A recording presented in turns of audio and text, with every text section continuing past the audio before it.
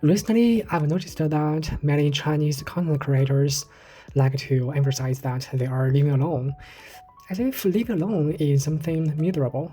But honestly, I think living alone is great.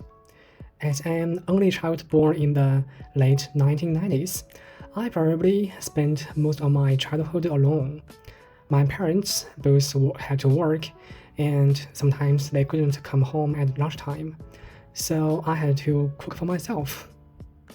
I still remember one day when I made a bowl of instant noodles.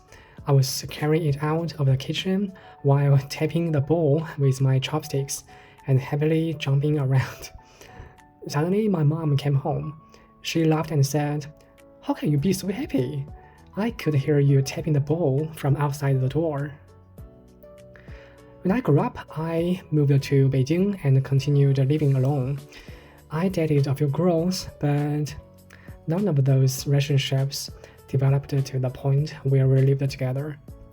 To be honest, I can't even imagine what it'll be like to live with a girlfriend. It feels like I would lose a lot of freedom.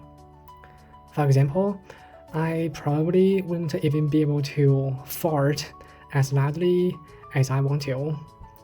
Meeting a girlfriend occasionally, going out for food and having fun together seems perfectly fine to me.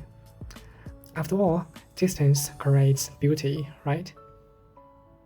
Growing up, I witnessed the death of many older relatives.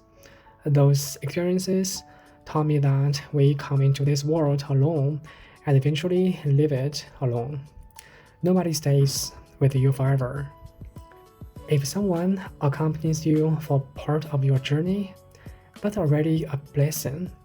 So I think being alone is actually the normal state of life, and the sooner you get used to it, the better. As I got older, I don't know whether it was because I became more mature or because of the influence of modern Chinese feminism, but I gradually realized that all relationships, including romantic ones, are based on some forms of exchange. In the end, people look at what they can offer each other, right? As an average looking man, I don't expect any woman to fall in love with me unconditionally. If a woman chooses to be with me, maybe it's because I have some sevens, or maybe it's because I have a good temper and can tolerate her occasional unreasonable behavior. Later on, I learned how to travel alone, watch movies alone, go to the hospitals alone, and go hiking alone. If I want to go somewhere, I can simply leave whenever I feel like it.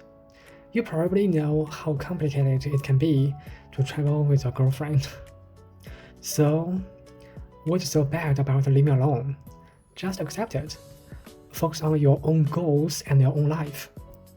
Besides, when you live alone, nobody can disturb you, right?